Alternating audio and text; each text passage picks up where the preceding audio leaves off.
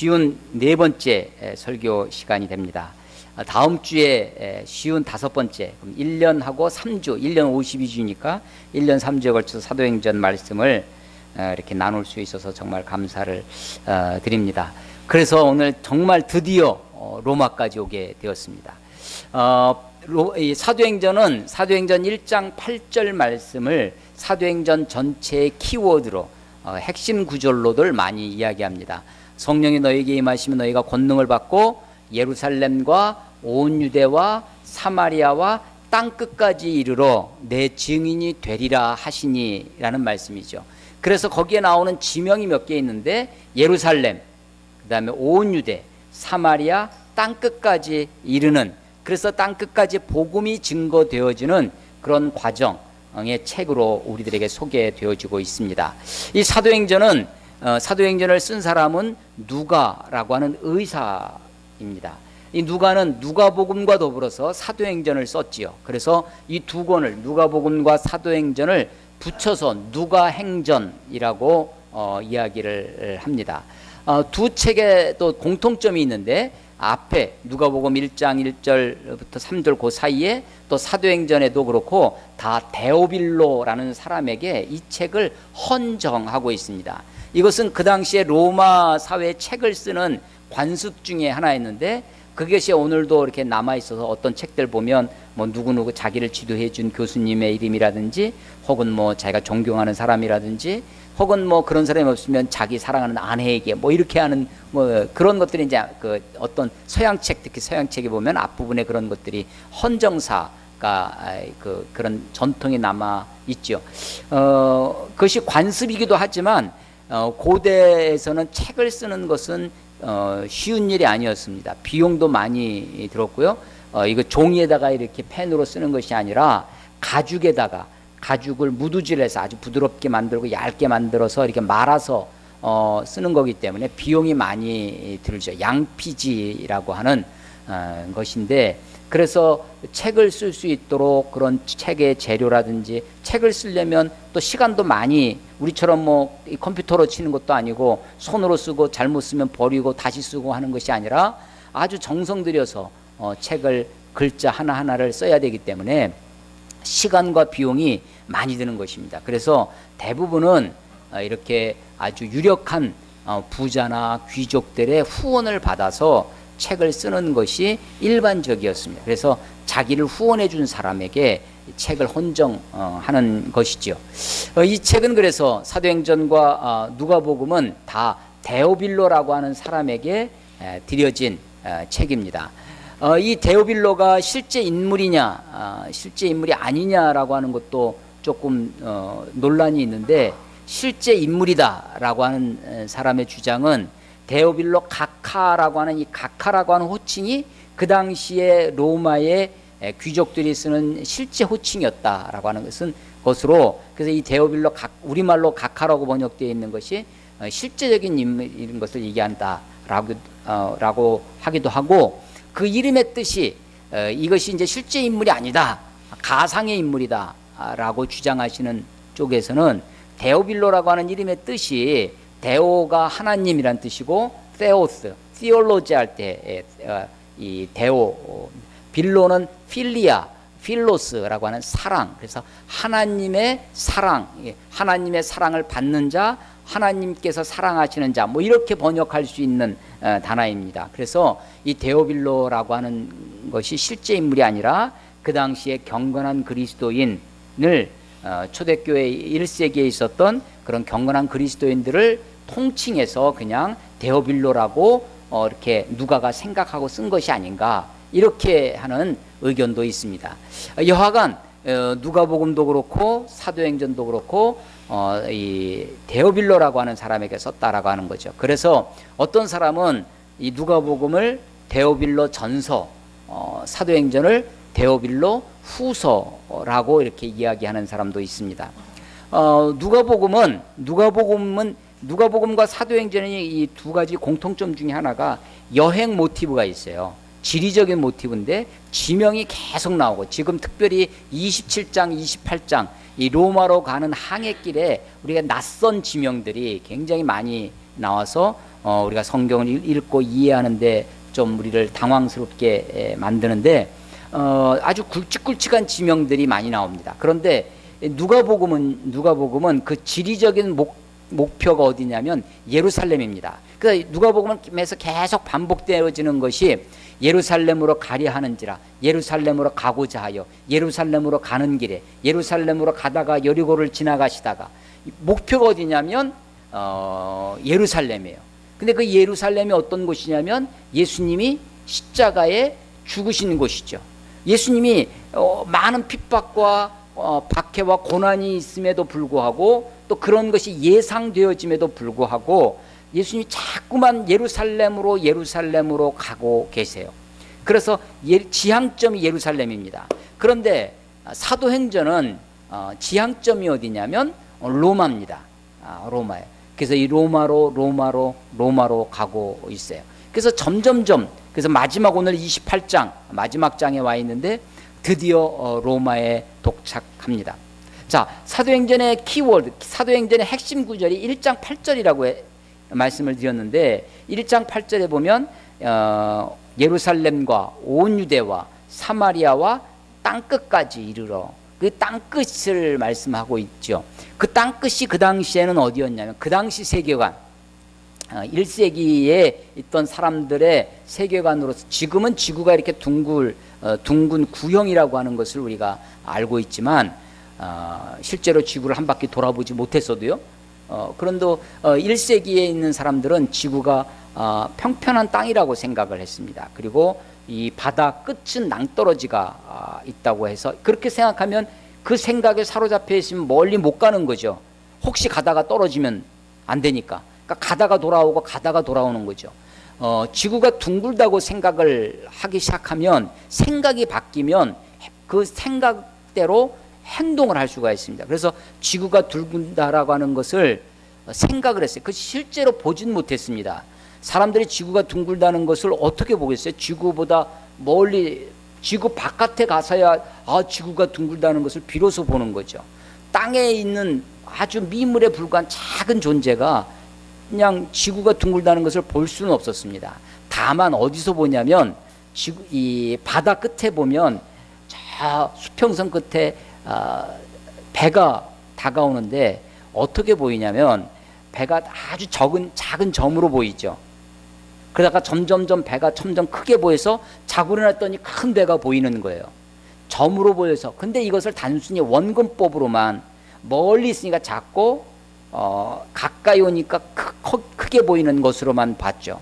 그런데 어느 날 중국에서 발명된 망원경이라는 것이 서양 세계에 들어가게 됐습니다. 망원경 이렇게 잡아 뽑는 거 있잖아요. 망원경으로 저 끝에, 수평선 끝에 작은 점 하나처럼 보이는 것을 봤는데, 망원경으로 당겨서 그것을 줌해서 보니까 이게 배가 작아지면 돛 끝에서부터 밑에 있는 배까지 다 작아져서 똑같이 축소돼서 작아 보여야 되는데, 당겨서 보니까 돛만 보이는 거예요. 작은데. 그러다 조금 더 지나니까 점점점 배 밑이 보이는 겁니다. 왜 그렇게 보일까? 지구가 둥글기 때문에 둥근 데서부터 배가 올라오니까 끝에서부터, 돛에서부터 보이는구나. 사람들이 생각만 하는 거죠. 생각만 하는 것입니다. 그런 것뿐만 아니라 월식, 일식 같은 거 할 때 다리 이렇게 가려지는 것, 이런 것들을 보면서 지구가 이게 둥근 것이 아니냐, 평평한 것이 아니냐 생각만 하고 있었습니다. 근데 그 생각을 가지고 실제로 도전한 사람이 마젤란이라는 거 아닙니까? 지구가 둥글다는 생각이 있으니까 생각이 바뀌어야 되는 거죠. 생각이. 그래서 그 당시 세계관에서는 지구가 평평하고 땅 바다 끝은 낭떠러지가 있고 라고 생각을 했습니다. 그래서 그 바다가 지중해, 우리가 지금 알고 있는 지중해가 그들에게는 가장 큰 바다였습니다. 그래서 그 바다를 큰 바다, 대해, 성경에 대해라고, 구약 성경에 대해라고 나와 있습니다. 그레이트 씨, 그 대해예요. 그 바다보다 큰 바다를 본 적이 없으니까요. 그걸 넘어가서 보니까 진짜 대서양이 있는데 그걸 보지 못했던 거죠. 자, 바다 끝에 가면 땅 끝에 있었는데 그게 오늘날의 스페인이라고 하는 거죠. 그 스페인의 끝 지브롤터 해협, 거기가 이제 땅 끝으로 생각했습니다. 그 땅 끝보다 넘어가면 이 바다에 낭떠러지가 있으니까 사람들은 멀리 나가지 못하고 그 안에서만 돌게 되었던 거죠.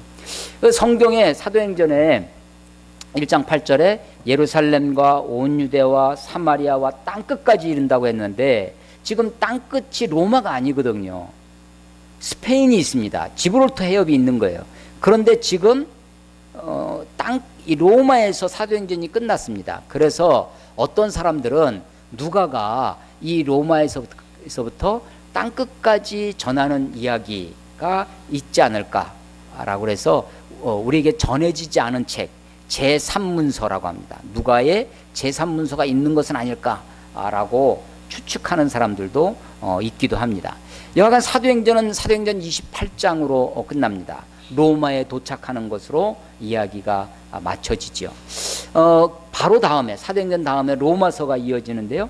로마서부터 바울서신입니다. 우리가 이 사도행전 후반부 12장 이후 13장부터 이 사도행전인데 사실은 사도행전은 두 사도의 이야기로 집중되어 있습니다. 앞부분 전반부는 베드로 사도의 이야기고 후반부는 바울 사도의 이야기입니다. 바울 사도가 13장부터 이 얘기가 쭉 전개되었다가 로마에서 도착한 곳으로 이야기가 끝나죠. 그리고 곧바로 로마서로 이어집니다. 이 로마서는 바울의 1차, 2차, 3차 전도 여행 중에 고린도에서 한 3개월 정도 머문 적이 있습니다. 고린도는 사실 2차 전도 여행 때 1년 반 정도 길게 머물렀던 곳인데 다시 3차 전도 여행 때 또 마게도냐 지역에 이 고린도에 도착해서 한 3개월 정도 머무를 때 그때 바울이 보면 내가 예루살렘에 가고자 한다. 그런데 예루살렘을 거쳐서 이제 로마도 보아야 하리니라고 말한 적이 있습니다. 그래서 그때 내가 로마에 가고 싶은데 로마에 갈 상황이 벌어지진 않습니다. 그리고 당장 예루살렘 교회, 모교회라고 하는 예루살렘 교회가 굉장히 어려움 당하고 있다는 것을 듣게 됩니다. 특별히 어떤 거냐면 아주 기근이 오래돼서 수년간에 걸친 기근으로 예루살렘 교회에 있는 성도들이 극심한 가난에 허덕인다라고 하는 이야기를 듣게 됩니다. 그래서 바울이 구제헌금을 헬라 지역에 있는 여러 교회들에게서부터 구제헌금을 모아서 예루살렘으로 구제헌금을 전달하러 가는 거죠. 그 전달하러 갈 때 우리가 이미 여러 번 말씀을 드린 것처럼 많은 사람들이 말립니다. 어떤 사람은 성령의 감동으로 말리기도 하고요. 제자들이 함께하고 있는 팀들이 바울 거기 가면 예루살렘 가면 당신이 어려움을 당할 것입니다. 심지어 당신이 죽을 수도 있습니다. 당신이 체포돼서 어려움을 그런 이야기를 많이 들었음에도 불구하고 그 마음속에 불붙는 마음이 있었습니다. 내가 비록 거기서 결박을 당한다 할지라도 내가 거기서 비록 죽는 한이 있어도 예루살렘에 가겠노라고 그렇게 갑니다. 예루살렘에 가가지고 거기서 체포를 되죠. 그리고 가이사라로 이송이 돼서 가이사라에서 2년간 투옥되어 있습니다. 가이사라 감옥에서 2년간 있다가 이제 로마 가이사 황제에게 상소를 했기 때문에 로마로 이제 압송이 되어집니다. 그때 배를 타고 가다가 지난주에 말씀을 나눈 그 유라굴로라고 하는 광풍을 만나죠. 예기치 않은 광풍을 만나서 거기서 이제 배가 파손이 되고 배가 어떤 섬에 좌초가 돼서 섬 앞에서 거기서 사람들이 그 군인들이 죄수들이 다 도망칠까봐 죄수들을 다 죽이려고 하는데 백부장이 그 죄수들을 이 압송해 가는 책임자였던 백부장이 군인들을 말립니다. 그리고 죄수들도 누구든지 수영할 수 있는 사람들은 전부 다 바다로 뛰어들어서 살게 하죠. 그리고 수영 못하는 사람들은 배가 파손된 그 널판지 그 나무 조각을 붙들고 살아나게 됩니다. 그래서 한 섬에 다 구조되어집니다. 오늘 28장 1절에 우리가 구조된 후에 이게 바로 멜리네라고 하는 멜리데라고 하는 섬에 구조되어지는 것이죠. 바울이 로마를 보고 싶어 했습니다. 가고 싶어 했습니다. 그래서 로마서 1장에 보면 1장과 16장에 보면 내가 가고자 했는데 너희들에게 갈 수 없었다. 하나님이 계속해서 내 길을 막았다. 그런데 내가 너희들에게 할 수 있는 대로 너희들에게 복음을 전하기를 원하노라 라고 하면서 편지를 쓰게 됩니다. 그게 로마서죠. 그래서 3차 전도여행 끝에서 고린도 지방에서 예루살렘에 가기 전에 로마서를 쓰게 됩니다. 나중에 바울 서신이 모두 13권이 있는데 이 13권을 모은 사람이 이 빌레몬이라고 하는 사람입니다. 이 빌레몬은 상당히 그 당시에 부자였던 것 같습니다. 그러니까 이 사람이 바울 서신을 수집을 했던 거죠. 그래서 나중에 이 사람이 모은 이 바울 서신이 책으로 성경으로 이렇게 되어지는데 그 바울 서신을 어떤 순서로 놓을 것인가를 고민하게 되어집니다. 그래서 우리는 이제 다 완성되어진 신약 성경을 받아보고 있지 않습니까? 그래서 우리는 로마서부터 보고 있죠. 그래서 왜 로마서부터 되어 있을까? 로마서가 이제 그동안에 가장 일반적인 것은 바울 서신 중에 가장 논리적인 책, 가장 체계적인 책, 그리고 이 기독교의 진리, 기독교의 교리를 가장 처음부터 끝까지 칭의에서부터 영화까지 그것을 온전하게 전해주는 책이라고 하는 것이죠. 다른 책은 예를 들면 고린도전서라든지 갈라디아서라든지 골로새서라든지 에베소, 이게 교회에 보낸 편지가 있습니다. 혹은 디모데 전후서, 개인에게 보낸 편지죠. 이런 책들은 다 어떤 그 교회의 상황이 있어요. 고린도 교회의 상황이 있습니다. 골로새 교회의 상황이 있어요. 그래서 그 상황을 보고 너희들에게 그 필요한 말씀을 하는 겁니다. 고린도 교회에 음행의 문제가 있습니다. 그러면 그 음행에 관해서 편지를 쓰게 되는 거죠. 제사 문제가 있어요. 음식 문제가 있습니다. 골로새 교회에 이단 문제가 있습니다. 그 문제를 놓고 그 상황을 놓고 편지를 쓰는 겁니다. 물론 로마 교회의 상황이 있었겠죠. 그런데 로마 교회는 특별히 바울이 아직 한 번도 가보지 못한 교회입니다. 아직 로마 교회는 바울이 세운 교회가 아니에요. 그런데 로마의 교인들이, 성도들이 있었던 겁니다. 그래서 자기가 가보지는 못했지만 그 당시 세계의 가장 중심되는 세계의 수도라고 할 수 있는, 로마가 전 세계를 지배하고 있던 시대니까 그 로마 시대의 그 수도 로마의 그 성도들에게 내가 편지를 써야 되겠다라고 생각합니다. 그래서 그 편지는 다른 어떤 상황이 아니라 일반적인, 그냥 내가 기독교의 진리를 처음부터 전해야 되겠구나, 차례대로 가르쳐야 되겠구나. 그래서 가장 논리적인 책, 가장 체계적인 책으로 로마서가 이렇게 우리가 인정되어지고, 그래서 로마서를 맨 앞에 두었다라고 우리가 생각을 하는 거죠. 자, 그런데 오늘 이제 사도행전을 마지막 28장을 제가 묵상하다가 보니까 이런 생각이 드는 거예요. 지금 사도행전 끝이 지금 드디어 로마입니다. 드디어 로마에 왔어요. 로마에 와서 바울이 이 복음을 전하는 이야기로 사도행전이 맞춰집니다. 그리고 자연스럽게 로마서로 들어가는 거예요. 그래서 성경을 읽으면, 성경을 차례대로 읽다 보면 사도행전 다음에 로마서를 읽는 것이 그게 자연스럽겠구나. 초대교회가 어떻게 복음이 증거되어졌는지, 하나님의 사도들이 어떻게 일해왔는지를 보고 나서 로마서의 복음의 내용이, 사도들이 전한 복음의 내용이 무엇인지를 로마서를 통해서 보면 자연스럽게 읽혀지겠다라는 생각을 이제 갖게 되어집니다. 이 섬, 구조된 섬, 배가 자초돼서 전원이 구조된 이 멜리데라고 하는 섬은 오늘날에는 이 몰타라는, 말타라고도 하고 몰타라고 하는, 이탈리아 앞 밑에 보면 구두처럼 생기지 않았습니까? 구두 밑에 보면 큰 섬이 하나, 우리 제주도처럼 그런 큰 섬이 하나, 구두 앞꿈치에 섬이 하나 있습니다. 지금의 시칠리아죠. 시칠리아라고 하는 큰 섬이 있는데 그 섬에서부터 밑으로 내려가면 작은 섬이 하나 있습니다. 그게 멜리데 섬입니다. 몰타라고 하는 섬이죠. 그러니까 우리 식으로 설명을 하면 한반도 밑에 제주도가 있습니다. 제주도 밑으로 내려가면 마라도가 있죠. 그 마라도 같은 섬이 이 멜리데라고 하는 섬입니다. 몰타라고 하는 섬인데 이 섬에 지금 바울 일행이 바울을 비롯한 죄수들을 압송해 가는 그 배가 거기에서 파손이 돼서 이 좌초를 당해서 파손이 돼서 그 섬에 머무르게 된 것입니다. 앞부분에 보면 무슨 얘기가 나오냐면 바울이 추우니까 그 일행이 추우니까 이 불을 피웠습니다. 그래서 나무를 갖다가 바울이 집어넣는데 거기서 독사가 나와서 바울을 물었다는 것입니다. 그 원주민이 그걸 보고 깜짝 놀라서 이제 저 사람 죽었구나. 이 독사에 물리면 다 죽을 텐데 라고 했는데 아무리 기다려도 죽지 않는 거예요. 그걸 보고 저 사람은 보통 사람이 아니구나.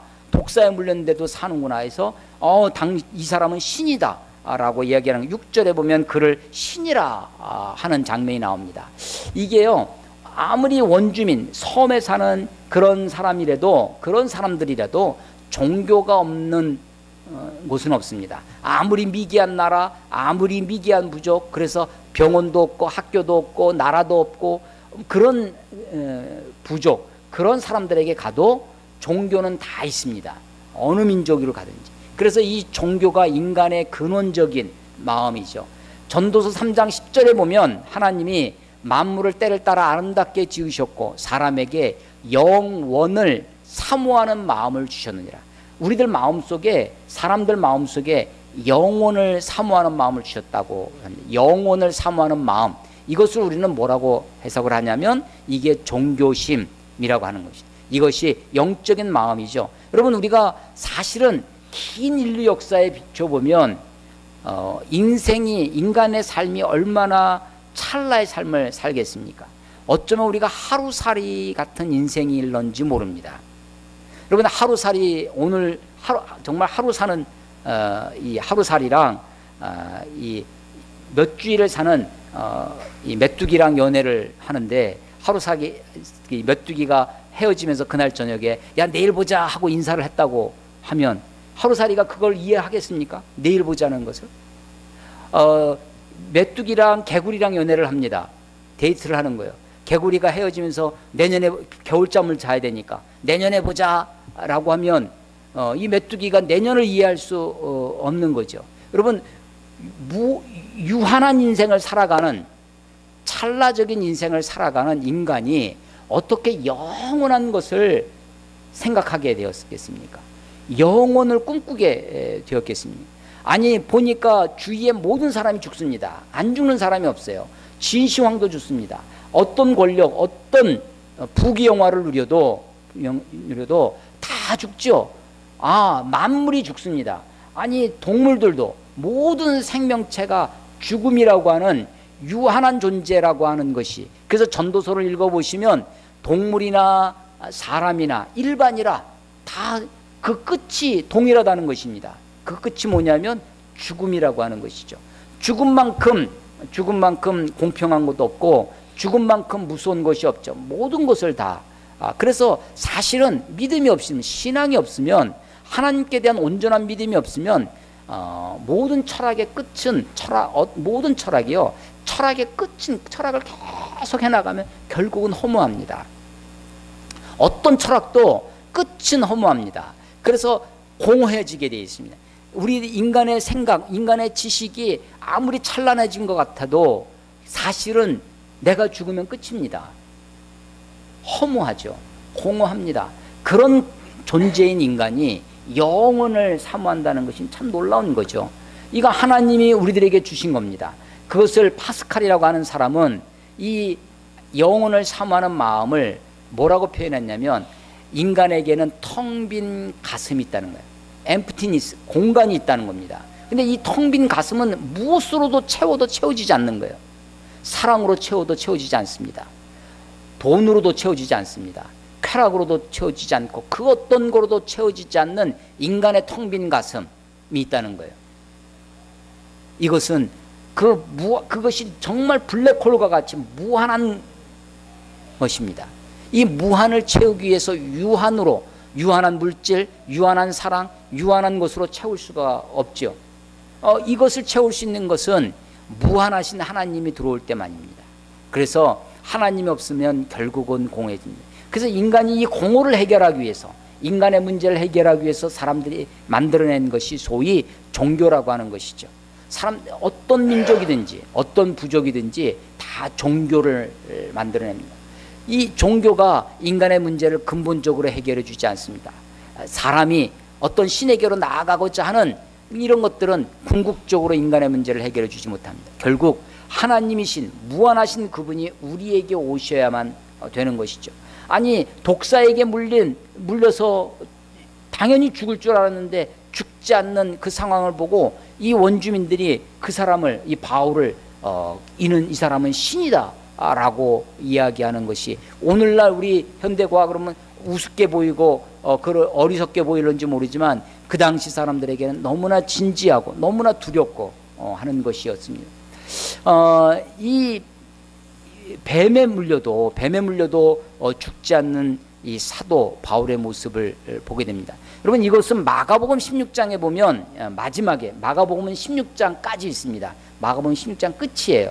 예수님의 부활하고 승천하시기 전에 마지막으로 제자들에게 그러므로 너희는 가서 모든 족속으로 제자를 삼아, 이 마태복음의 그 말씀처럼 너희들도 가서 복음을 전하라 라고 제자들에게 부탁하십니다. 그러면서 마가복음 16장에 보면 믿는 자들에게는 이런 표적이 따르리니 라고 하면서 곧 그들이 내 이름으로 귀신을 쫓아내며 새 방언을 말하며 뱀을 집어 올리며 무슨 독을 마실지라도 해를 받지 아니하며 라는 구절이 있습니다.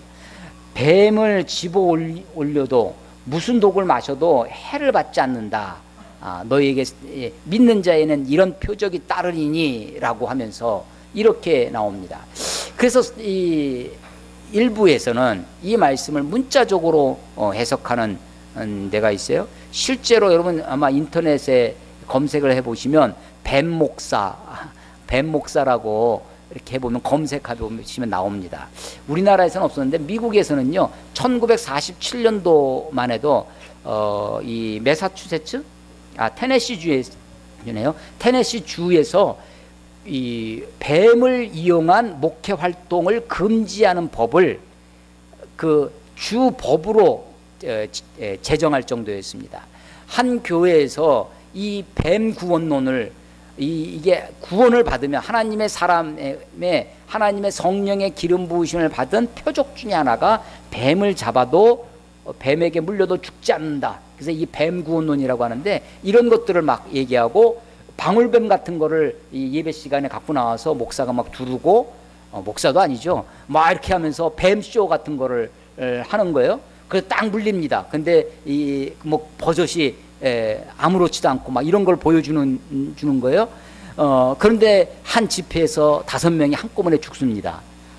그래서 이제 그 이후에 이 테네시 주에서는 이 뱀을 이용한 종교 활동을 금지하는 법안이 주법으로 통과된 적도 있는데 최근에 이 한 목사가 제이미 쿠츠라고 하는 목사가 동일한 것을 하다가 뱀에 물렸습니다.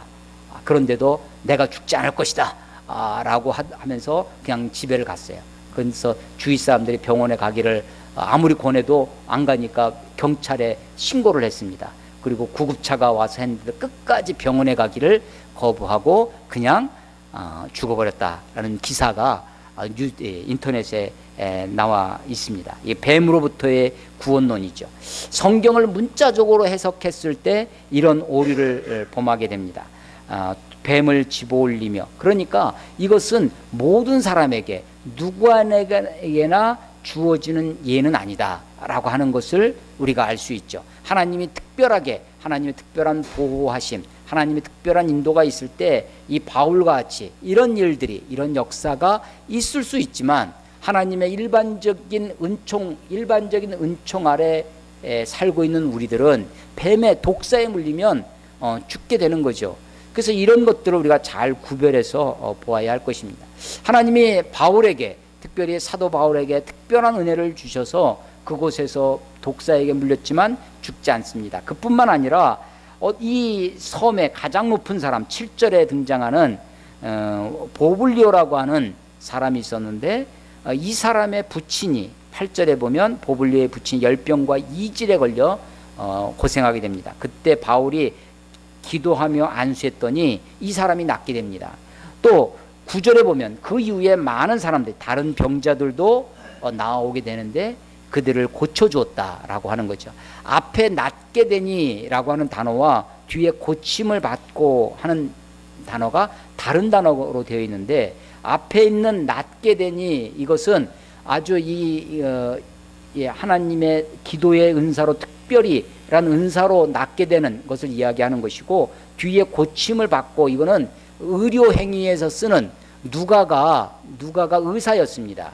그래서 뒤에 고침을 받고는 아마도 성서학자들은 어떻게 생각하냐면 이거는 누가가 의사이기 때문에 누가를 통해서 고침을 받은 것으로 그렇게 생각을 합니다.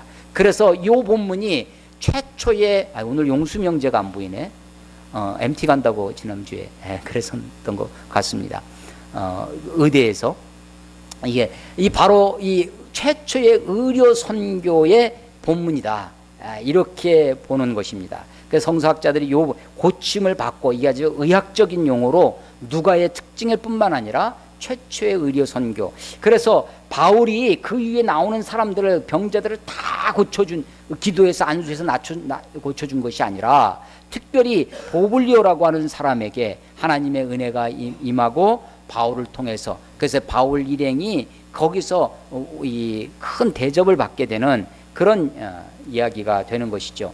그 다음에 11절에 보면 석 달 후에라고 해서 그때부터 항해를 해서 다시 시칠리아 섬과 그 이탈리아 관 사이길로 해서 로마로 올라가는 길. 그래서 14절 끝에 보면 우리는 이와 같이 로마로 가니라 라고 하는 백길에 대한 이야기가 쭉 나옵니다. 15절에 보면 바울이 도착하기 전에 로마서가 이미 도착했습니다. 바울은 지금 예루살렘으로 가기 전에, 로마로 가기 전에 예루살렘에 갔다가 체포돼서 가이사랴에서 2년간 투옥되고 그리고 오는 거기 때문에 약 2년 6개월 정도 걸립니다. 바울이 편지를 쓰고 로마에 도착할 때까지. 이미 이 로마서는 이미 도착해 있었어요. 그래서 로마에서 이 바울을 알고 있는 거죠. 그래서 15절에 보면 그곳 형제들이 우리 소식을 듣고 아비오 광장과 트레이스 타바르네, 트레이스는 이 세 개의, 그러니까 우리말로 하면 세 개의 주막집, 모텔이라고 하면 좀 그렇죠. 세 개의 주막집은 너무, 세 개의 여관 같은 나그네들의 숙소가 있는 그런 아주 유명한 길목이었습니다. 여기에서 이 사람들을, 바울 일행을 맞이합니다. 그래서 바울이 형제들을 만났다는 거죠. 자, 그런데 바울이 15절 끝에 보면 바울이 그들을 보고 하나님께 감사하고 담대한 마음을 얻으니라 라고 오늘 15절에 끝나게 됩니다. 로마에 도착했습니다. 로마까지 오는 길이 결코 쉽지 않았습니다. 사실은 가이사랴에서, 예루살렘에서 가이사랴에서 여러 번 재판을 받을 때도 위기가 있었습니다. 바울을 죽이기 전까지는 밥도 먹지 않겠다고 결사동맹을 했던 그런 유대인들도 있었죠. 재판 과정이 좀 잘못되면 거기서 그냥 유대인에게 내주게 되면 로마 사람들이, 천부장이 혹은 로마의 총독이, 아그리빠 왕이 그랬더라면 바울이 잘못될 수도 있었습니다. 그런데 그 우여와 곡절 끝에 긴 세월이 감옥에서 2년 이상 있게 됩니까? 그래서 로마까지 오게 됩니다. 오는 길도 항해가 순탄하지 않았습니다. 배가 굉장히 큰 배였습니다. 200 몇십 명이 타는 그런 큰 배, 아마 고대에는 굉장히 큰 배였을 것입니다. 그 배가 그만 풍랑으로, 예기치 않은 풍랑으로 고생하고 짐도 다 버리고 결국은 파선이 됩니다. 그리고 이름 모를 섬에 도착을 하게 됩니다. 그래서 그 원주민 사이에서 하나님이 바울을 높여주시고 바울로 하여금 표적이 나타나게 하셔서 그를 보호해 주시고 결국 로마까지 오게 되는 것입니다. 드디어 로마에 왔습니다. 그런데 로마에 와서 형제들을 본 거예요. 믿음의 형제들을 만나고 나서 바울이 담대한 마음을 얻게 됩니다. 우리말로 담대한 마음을 얻으니라라고 되어 있는데 위로를 얻은 겁니다. 격려를 받은 거예요. 사실은요, 바울이 그 모진 세월, 그 세월을 재판 과정 속에서 자기를 신문하고 자기를 억압하고 자기를 압박하는 그런 상황 속에서도 흐트러짐 없이 변함없이 꿋꿋하고 당당하게, 또 파도가 치고 배가 파손되고 백부장이 그리고 로마 군병들이 죄수들을 죽이려 하는 그런 급박한 상황들을, 그런 모진 고비들을, 위기들을 넘겨왔습니다. 그럴 때 하나님이 나를 지켜주시니까 나는 아무 일이 없을 거야 라고 생각하면서 그냥 그렇게 살아온 것이 아닙니다. 순간순간 마음이 두렵고 순간순간 어려운 순간들도 많이 있었을 것입니다. 그래서 그 매 순간순간 내가 하나님의 종으로 사람들 앞에 당당한 모습으로 서기 위해서 믿음을 붙들고 살아오는 거죠. 마지막에 로마에 도착해서 형제들을 보는 순간, 형제들을 보고 나서 그들을 보고 하나님께 감사합니다. 그리고 바울이 위로를 얻게 되었다, 담대한 마음을 얻게 되었다라고 하는 것입니다. 드디어 로마에 도착합니다. 여러분, 바울에게 있어서 로마가 그의 인생의 종착지, 라스트 스탑이었을까? 아니면 종착역이었을까? 아니면 정말 마지막 목적지, 데스티네이션, 목적지였을까? 라고 하는 것입니다. 바울은 마음속에 내가 로마도 가야 하리니 라고 했지만 로마가 바울의 최종 목적지는 아닙니다. 마치 그것은 이스라엘 백성들에게 가나안과도 같습니다. 자, 애굽에서 모진 고생을 당합니다. 바로가 이스라엘 백성들, 히브리인들을 억압하고 압제하기 시작하죠. 그들이 구원을 꿈꿉니다. 우리를 구원해 줄 것을. 하나님이 모세를 보내셔서 그들을 출애굽시킵니다. 그들에게 꿈이 하나 생겼습니다. 우리들에게 언약해 주신 하나님, 우리 조상과 언약하신 그 하나님이 약속해 주셨던 그 젖과 꿀이 흐른다라고 하는 가나안을 꿈꾸게 되어집니다. 요셉이 애굽의 총리가 되었을 때 430년 전입니다. 430년 전에 야곱의 족속들이 요셉이 총리가 된 것을 보고 내려오죠. 야곱이 죽을 때, 요셉이 죽을 때, 야곱이 죽으면서 그 당시에 총리로 있던 자기 아들 요셉에게 맹세를 시킵니다. 나를 죽으면 이 땅에 묻지 말고 내 조상의 땅, 하나님이 약속해 주신 땅에 가서 묻으라고.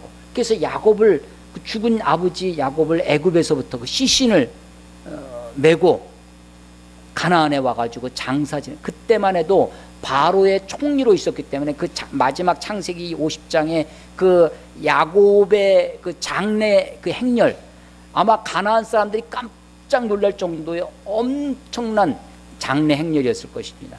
그런 장면들을 우리가 볼 수 있습니다.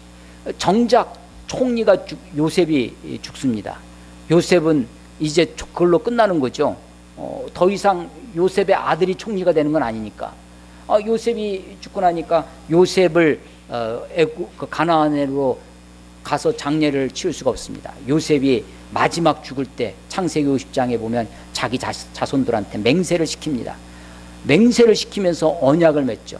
나를 이곳에 묻지만 너희들이 하나님이 너희들과 맺은 언약을 기억해서 너희들을 그 언약의 땅 가나안으로 인도해 드릴 것이다. 그때 약속해라. 나를 꼭 데려가기를. 자기 죽은 이 시신, 뼈조각, 내 해골을, 자기 뼈조각을 꼭 가나안에 갖다 묻어달라고 맹세를 시킵니다. 그래서 출애굽기에 보면 모세가 애굽에서 나오면서 6월절 아주 급박한 상황이 벌어지죠. 갑자기 막 아들들이 막 첫째 아들이 막 죽어가니까 바로가 갑자기 빨리 가라 합니다. 그래서 서둘러서 나가게 됩니다. 그래서 음식 제대로 준비를 못하죠. 그래서 이 누룩이 없는 무교병을 들고 나오게 됩니다.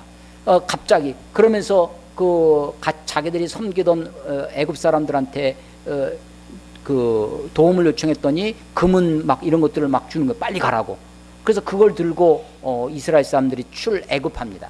그때에도 그 급박한 상황 속에서도 모세가 잊지 않고 챙겼던 것이 요셉의 해골이죠. 요셉의 해골을 들고 갖고 이 애굽에서 나옵니다. 그들이 꿈꿨던 곳이 어디냐? 광야가 아닙니다. 그들이 꿈꿨던 것이 신의 산이 아닙니다. 그들의 종착지는 그들의 꿈꿨던 곳은 가나안입니다. 하나님의 약속의 땅, 젖과 꿀이 흐르는 땅. 그것이 그들의 목적지였습니까? 최종 목적지는 아닙니다. 여전히 가나안에 도착한 그들도 여전히 이방 족속과 싸워야 했습니다. 가나안에 도착해서도 끝난 것이 아니었습니다.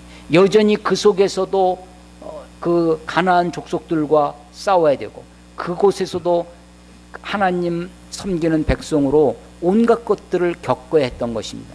그러므로 가나안은 그들에게 최종 목적지가 아니죠.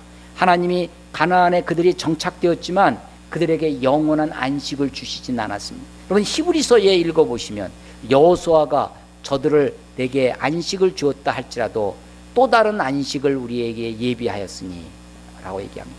여러분, 로마에 도착합니다. 드디어 로마에 왔습니다. 그런데 로마에 왔다고 그것이 바울에게 있어서 끝난 것이 아니었습니다. 여러분,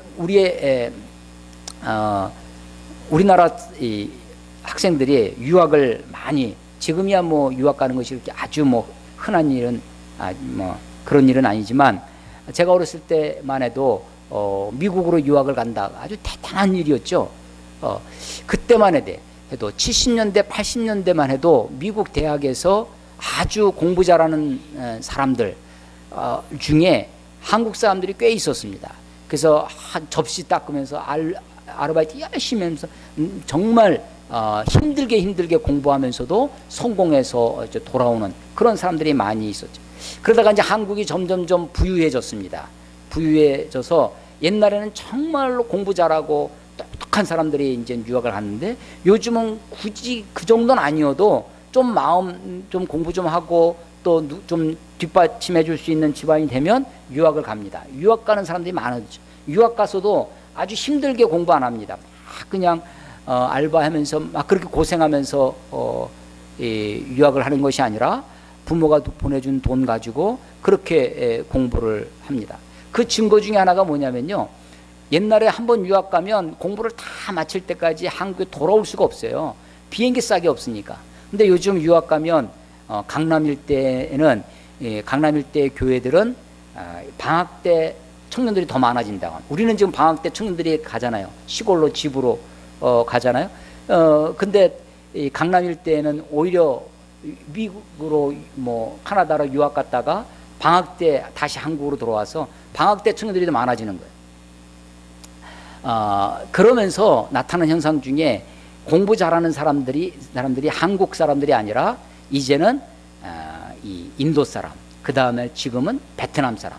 그 베트남 사람들이 그렇게 공부를 잘한다고, 어려워야, 헝그리 정신이 있어야 그냥 이를 악물고 그냥 막 고생 공부해야 이게 되는데, 배부르고 등 따숩고 부모가 보내준 돈 가지고 하니까 이게 제대로 공부도 안 되고, 뭐 영어도 안 늘고, 자기네들끼리 한국 사람들끼리 돌아다니면서 영어도 안 늘고, 뭐 그런 상황들이 벌어지는 거죠. 미국의 교육학에서 나온 책 중에 이런 것이 있습니다. 한국 학생들에 대한 그 외국인들의 학업 성취도에 대한 거를 이렇게 이 논문 중에 하나가, 한국 사람들이 처음에 진입할 때 뭐 하버드라든지 뭐 이런 데 진입할 때 굉장히 좋은 성적으로 들어간답니다. 고등학교 졸업하지 막 공부해가지고 굉장히 좋은 성적으로 들어가는데 나올 때 별로라는 거예요. 왜 대학 그렇게 또 좋은 성적으로 입학하는 아이들이 나중에 보면 좋은 성과가 되지 않을까라고 하는 이 대학 유학생들의 학업 성취도에 대한 연구였는데, 그 결론 중에 하나가 이런 겁니다. 거기서 분석해낸 것 중에 하나가, 인생의 궁극적 목적이 없기 때문에 라는 거예요. 그러니까 인생의 long life, 긴 인생의 목적이 없이 단기 목적만 있다는 겁니다. 단기 목적이 뭐냐? 좋은 대학 가는 게 그들의 목적이에요. 인생의 내가 왜 사는지, 무엇 때문에 사는지, 내가 인생에 내 생명을 걸고 해야 할 내 인생의 사명인지, 사명이 무엇인지 그게 없다는 겁니다. 단지 부모가 막 그냥 프레시 주고 막 해서 공부는 했어요. 머리가 똑똑하고 막 이 좋은 환경 속에서 하니까 공부를 해가지고 목표가 대학 가는 거야.